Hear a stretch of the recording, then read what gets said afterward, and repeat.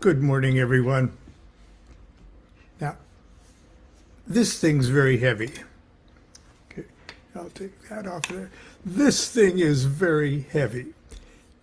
And well, it should be, because it is a piece of divinatory furniture made by a very unskilled, clumsy, lazy, and perpetually broke magician. Me. This is my version of, let's see if I can get it in the light there so we can see, my version of a geomancy sand tray. But instead of sand, I use clay. Okay, I made this many, many years ago, and if you can see the sides and stuff there, you can see that I've got the geomantic figures and their names, and the cursor there is Saturn, and Earth and Capricorn, and Equisitio is Jupiter, and fire and Sagittarius and things like that. And then along on the sides, see the planetary spirits also, plus their sigils, because those are also incorporated in certain classic geomancy ceremonies. There's Bartzable there. Okay, and then I've got it segmented off in sections.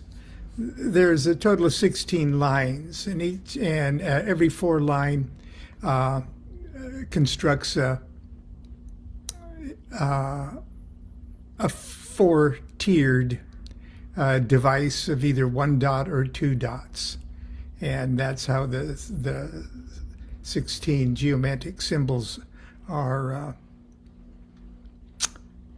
generated.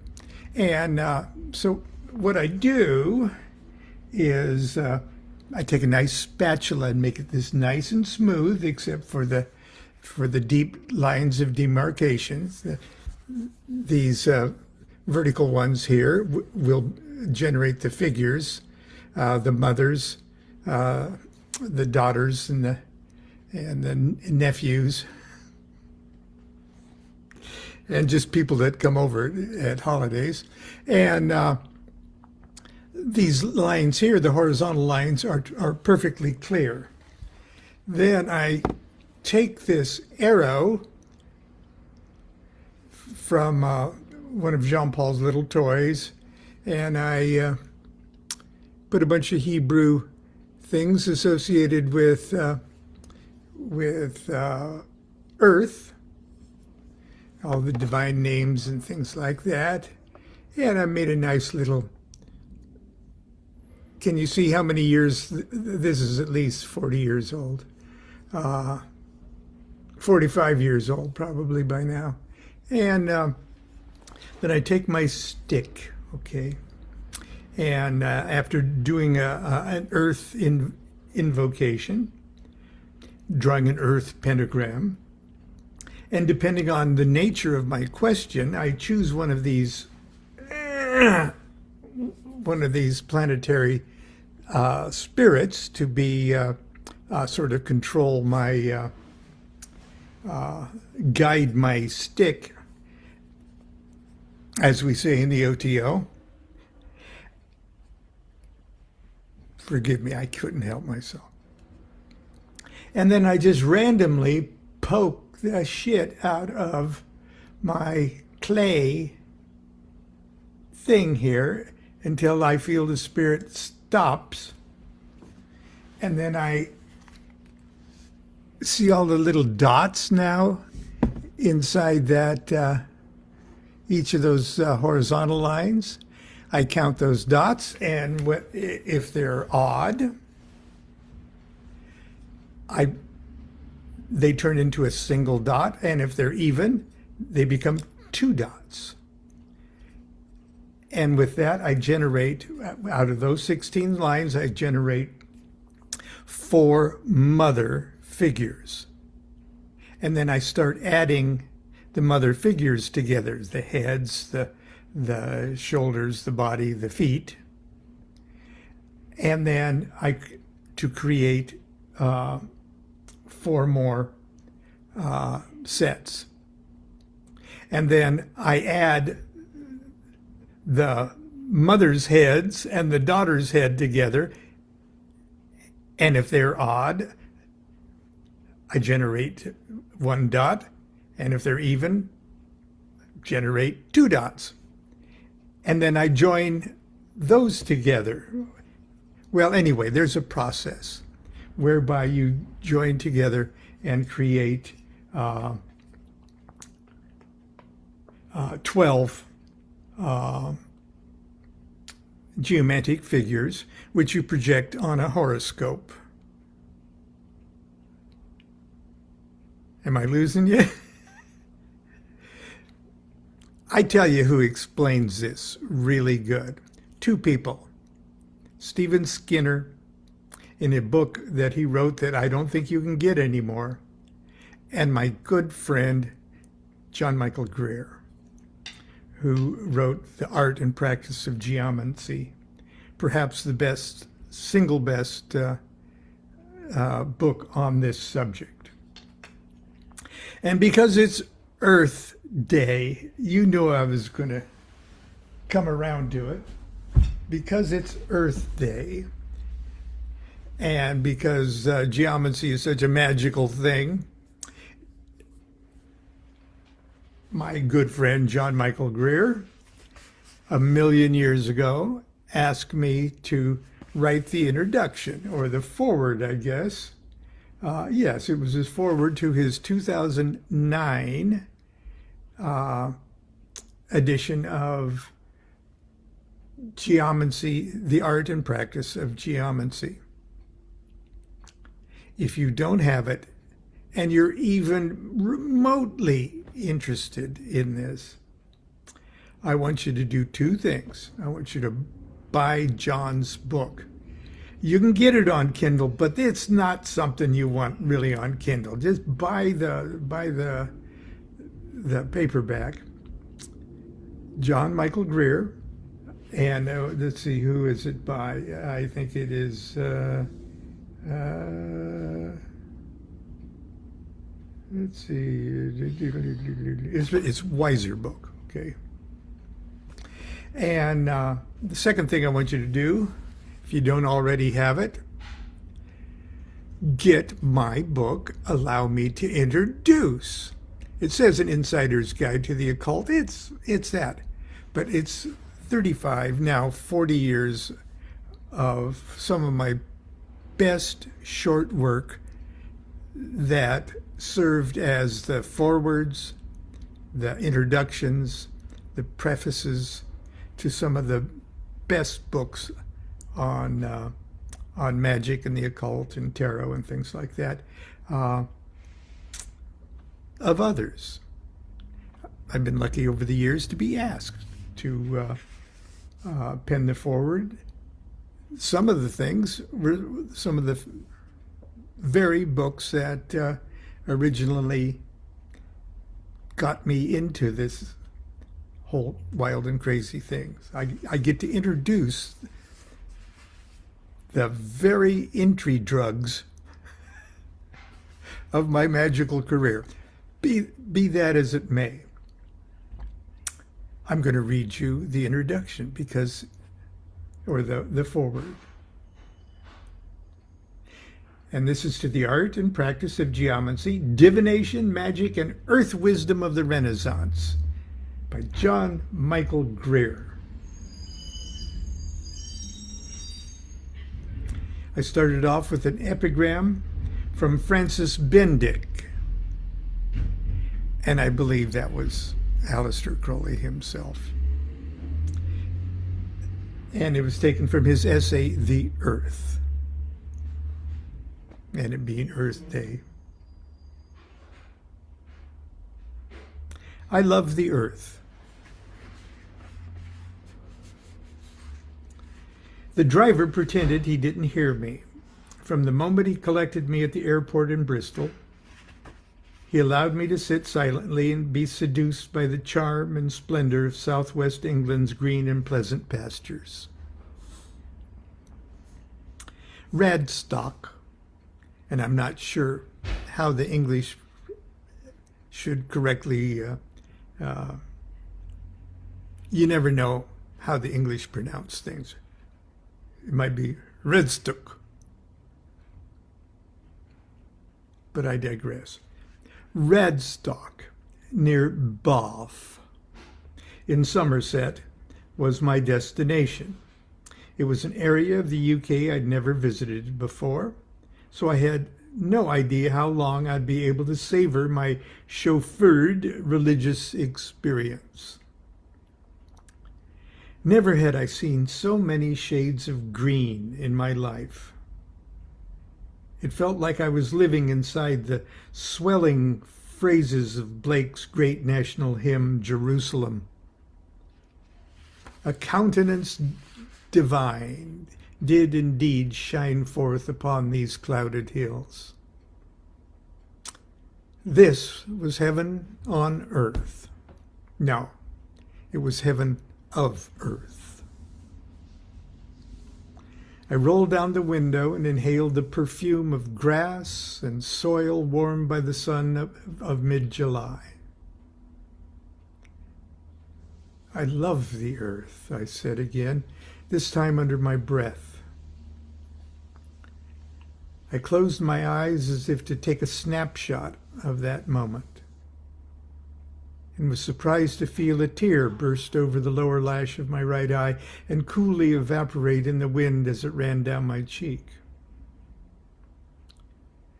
I assure you, in my jaded heart, such sensitive moments are a rarity and usually occur only in the fleeting seconds that follow the first sip and second sip of a late afternoon martini.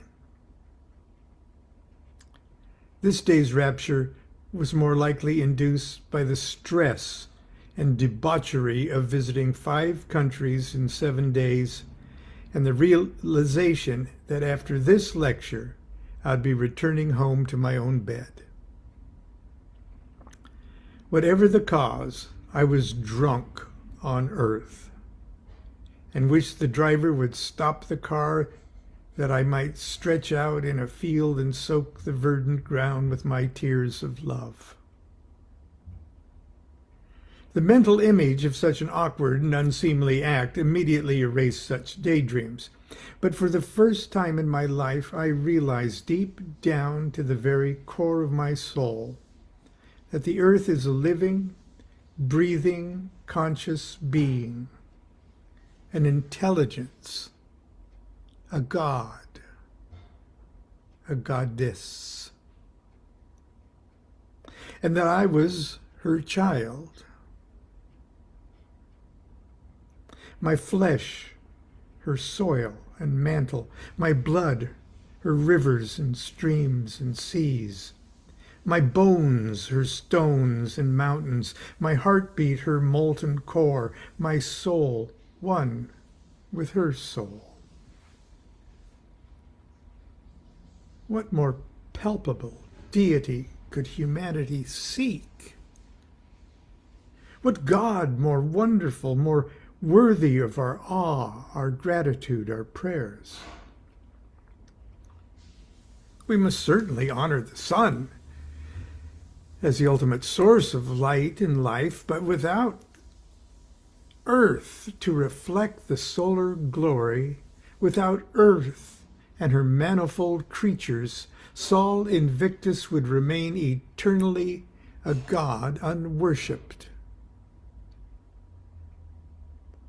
Moreover, is not the earth herself sunlight made manifest?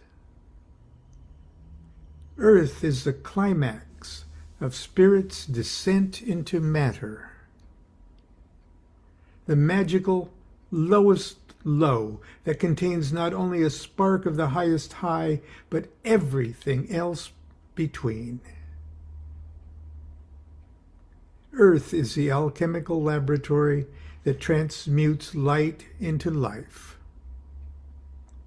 Earth is the crowning finality, Earth is the crowning finale of creation, and we are conscious creatures of the earth. As such, you and I we embody the secret of Spirit's return to Godhead. As it is written in the Emerald Tablet of Hermes, that one only thing after God is the Father of all things in the universe.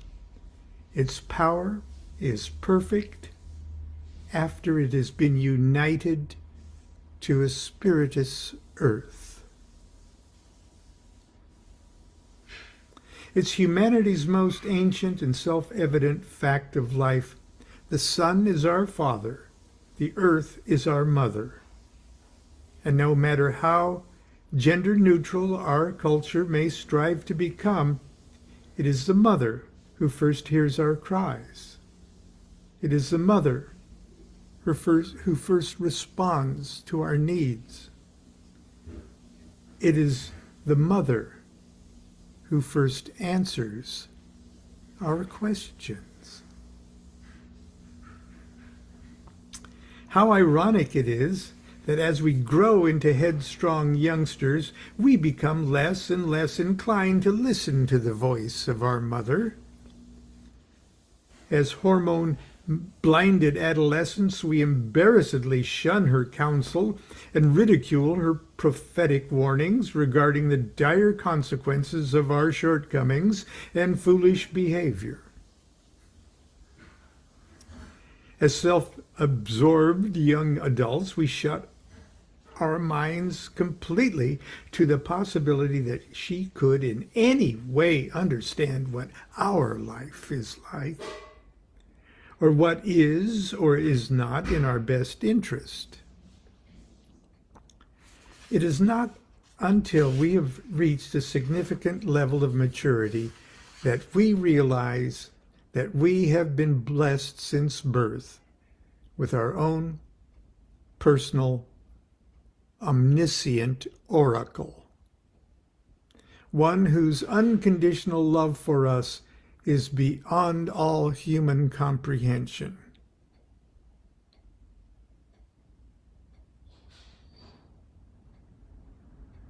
For centuries, the art of geomancy has been a proper and respectful means by which we, as children of Earth, purposefully affirm our recognition of the Earth as a living intelligence capable of answering our questions. The techniques and apparatus have varied from century to century, culture to culture, but its oracular vocabulary of 16 geomantic figures, each made up of 1 or 2 dots neatly stacked 4 high, have remained constant. My introduction to the art of geomancy came in 1974 when I purchased a tiny book by Israel Regardie, A Practical Guide to Geomantic Divination. Its size was not intimidating, and Regardie's straightforward and seemingly sane approach to the subject made it all sound very appealing to a wide-eyed young proto-magician.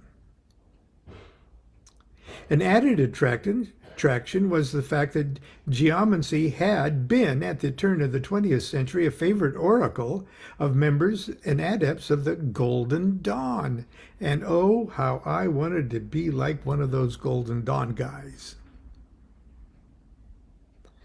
My expectations were high, and perhaps too high, for this oracle of Earth. I envisioned hairy little pipe-smoking gnomes popping up in my bedroom temple to grumpily answer my questions and lead me to buried treasure in the backyard. What I found was what appeared to be an abbreviated and not very exciting variety of astrology. What does astrology have to do with an Earth oracle? I was really hoping for something quick and easy I could do without having to study a bunch of other stuff. Geomancy was starting to look like work. I nevertheless gritted my teeth and dug into that tiny book. In doing so, I received my first, albeit remedial, lesson on the nature and basic meaning of the planets, signs of the zodiac, and of course the names and meanings of the 16 geomantic figures. I have to confess that my first attempts to divine with geomancy were, from my perspective, abysmal failures.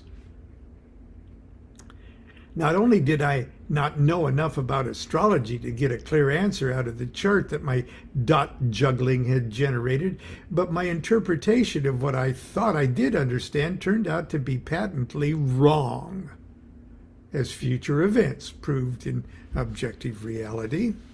Does this sound familiar? I asked, almost forced Constance. Now she's out of the room. I asked, almost forced Constance to give it a try. She has Taurus rising in her natal chart. She's got a green thumb in the garden. She's the darling of all animals, insects, and flowers. I hope perhaps her earthiness would be more in harmony with the art. She protested she didn't want to consult the dirt oracle. Isn't that right, dear? Whatever you say. I'm going outside. Still, she has to go outside into the garden area I'm good. Hang laundry. and hang the laundry out. Gnomes will help her, I'm sure. Still, she was a good sport and reluctantly agreed to ask a question and proceeded to generate her 4 mothers. By 16 throws of tiny pebbles. You can do that with pebbles too, yeah. On the kitchen countertop. Her efforts generated the dreaded Rubeus in the first house. God, that's a great name for a book. Rubeus in the first house.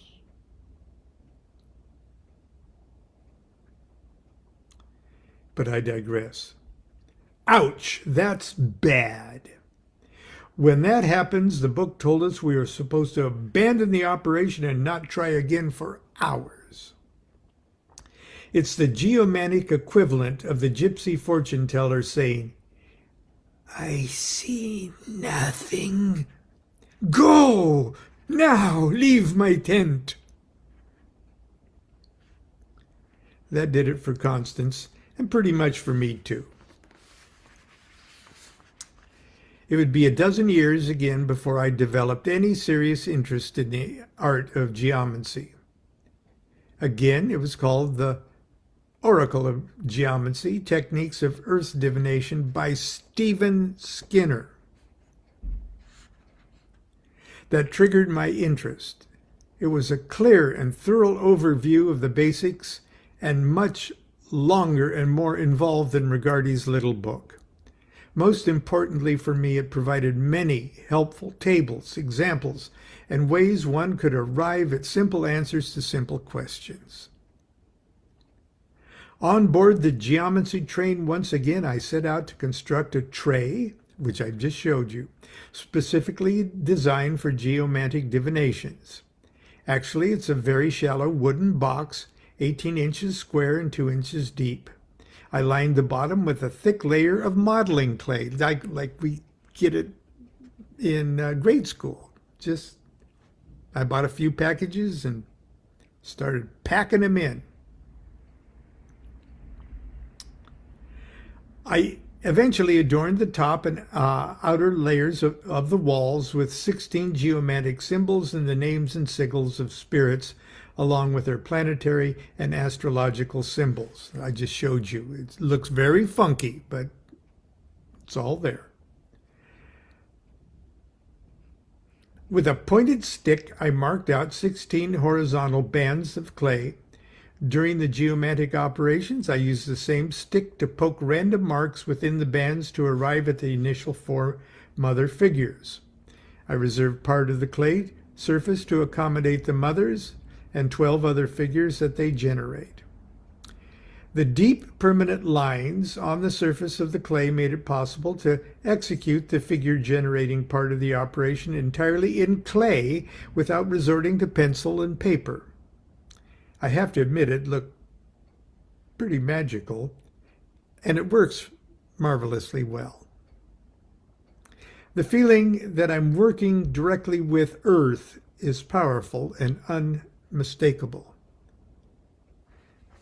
You get a truly a visceral connection as you poke the stick into the hard clay, and it holds onto it as you pull it out, so that you think you could do a rhythm and go ba ba ba ba ba ba ba ba ba, and to a certain extent you can, but it's more like the earth pulling back at you each time, so that there's a subtle pause between the dots. So instead of da da da da da da da da da da da, it's like da da da da da da da da da da, like that. And you really feel as if with each one of those, there's a gnome going, no, don't stop yet, because there's got to be more time between, or there's got to be less time between. Anyway, I'm just an old romantic.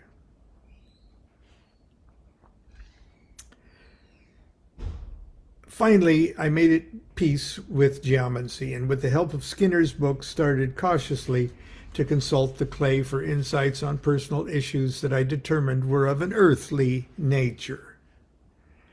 I also occasionally made myself available for friends and others who come to me for a quick and dirty geomantic reading.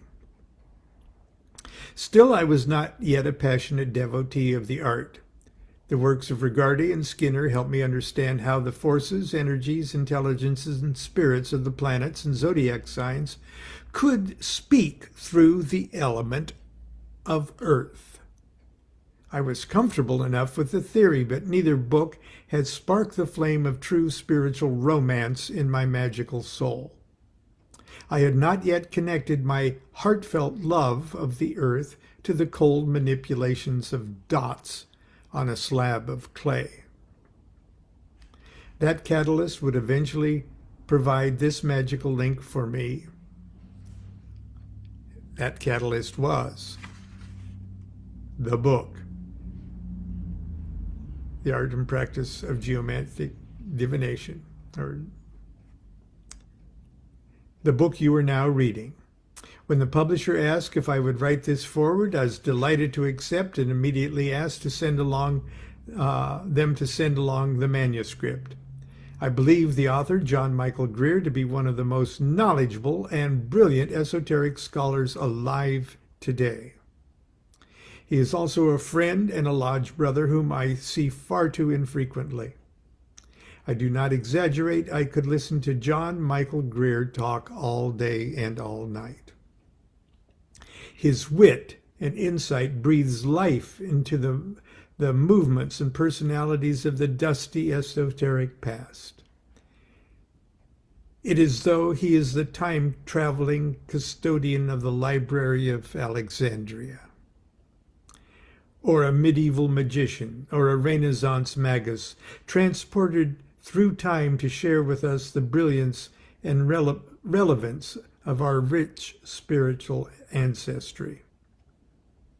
Something clicked in me when I read his historic vignettes in Chapter 1. The simple, quiet charm of these little stories were for me the last alchemical ingredient in my long experiment with geomancy. The vitriol that dissolved away all that previously prevented me from uniting my heart with my mind. I devoured the rest of John's magnificent book with the passion of a teenager who had just discovered poetry. As I wrote him, quote, "It's the greatest comment on geomancy ever written," unquote. And I hope you'll treasure it as much as I do. Glory be to the earth, and to the sun, and to the holy body and soul of man. And glory be to love, and to the Father of love, the secret unity of things. And thanksgiving in the highest for the gift of all these things, and for the maiden in whom all these things are found, for the holy body and soul of man, and for the sun, and for the earth. Amen. Is there anything you'd care to add about your geomantic adventures, dear? It's probably symbolic. No, I just came in here to hear your glorious. But as long as I'm here, I thought I could say something. My father is of the sun, my mother is of the earth, I am of the universe, and you know what that's worth. That's Saint Lennon and McCartney? Or maybe just Lennon. Who knows? Whatever. I know I've probably gone way over today. Yes, I've gone at least, 20 minutes? Yeah. Anyway, happy Earth Day, and don't just greet people with happy Earth Day. Try to do something today. Hang your laundry outside. Yes. And most people don't have room for that.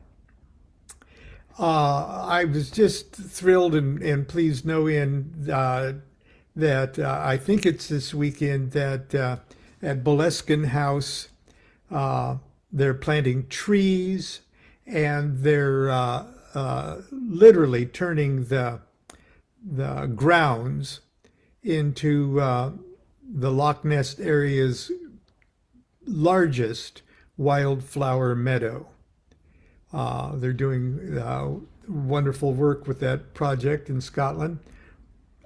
Crowley, I think, would just he would be surprised at the very least. I'm surprised. Yeah, we certainly are.